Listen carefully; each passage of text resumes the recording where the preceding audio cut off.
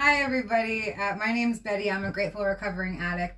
Thank you so much for thinking of me. Congratulations to the group. It's so exciting. Okay, so I want to give you guys like a little sketch of who I was. No need to paint a picture. My end narrative in my active addiction was that I was a meth head prostitute strung out on heroin on the verge of homelessness. I grew up using drugs. My parents were both addicts. And in 2007, my parents committed suicide together.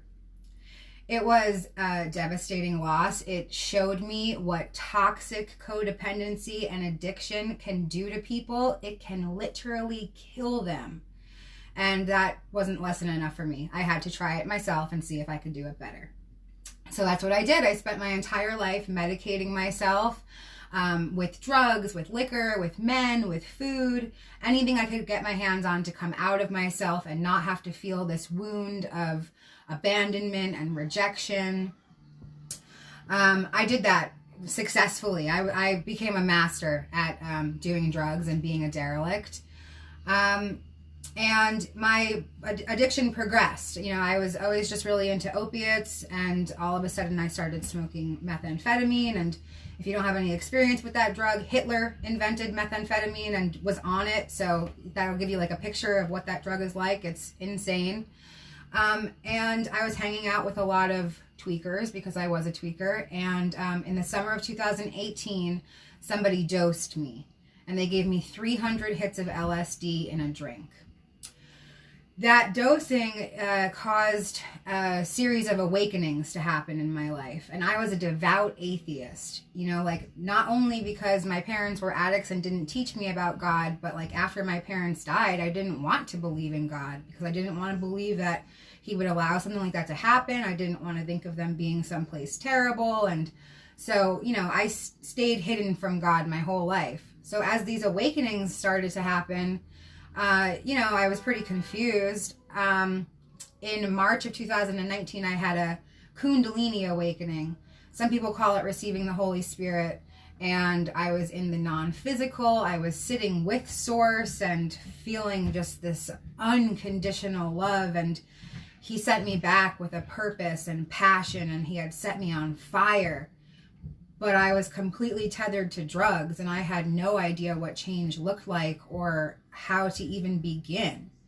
So I just continued to do what I had always done my whole life, and that was use. And like all of a sudden, drugs became like not available to me. Like drug dealers that I had been dealing with for a decade, like all of a sudden stopped selling drugs, and like they wouldn't deal with me, and like drugs began to not work. I was on day 3 of heroin withdrawal, and I was so sick. And I just remember saying, oh my God, I couldn't even kill myself if I wanted to right now because I'm so sick that I can't even get up and figure out a way to kill myself. And right then I felt this, it felt like X's across my forehead. And in a bright white flash, I was healed out of day 3 of heroin withdrawal. A lifelong atheist, an orphan, a drug addict, a prostitute, this person has been bestowed with the grace of God. I was so pissed that I was wrong my whole life. You know, like I couldn't believe that I had spent my whole life thinking one thing, and now here he was showing me like how wrong I was. You know, like that feeling of unworthiness. Like how could God want to save me? I don't even know him. I know nothing about him. But that is how great he is. So over the next couple of days after this healing, you know, he made my path really clear to me. I was sitting on a train with no destination, and a man appeared across from me, and he was wearing an NA necklace. And I heard a voice, and it was like, that's the path. And I was like, I get it. You know, I was like so like rolling my eyes and like so upset. I followed that man to a meeting, and over the next couple of days I went to a few more meetings, and I went to a meeting, and you know, I swear to you, every person in the room was speaking directly to me. I mean, like they weren't, but they were, you know? And I was just like, oh my God, I'm surrounded by angels, and I don't know how to do this. I don't know how to change. I don't know how to ask for help. I don't know where to get help. I don't know how to do any of these things. I don't know how to be a human without the use of drugs. And right then a voice told me to turn my head to the right, and sitting two seats next to me was the program director of an inpatient women's therapeutic community. The only reason I know that was her title is because I had tried that program a few years before, and like it so totally was not for me. I made it like a day and I was like, I'm out of here. So I had a plan. I was like, after the meeting, I'm going to talk to this woman. I'm going to beg her for a bed. And like, I get it, God. Like, this is my path. I understand. Like, this woman is in the business of teaching people how to be human after the use of drugs and alcohol. And I understand my sign. I will take advantage of it. After the meeting was over, that woman was gone. She had left early. And I was like, oh, man. But it was okay because I had a plan. But looming over my plan was a reservation, just waiting to pounce on me. I was waiting for the bus, and when the bus got there, I got on, and that woman was sitting right there. She was on the bus that was going to take me home. Like, you can think of that metaphorically in like a large way. She was going to take me home.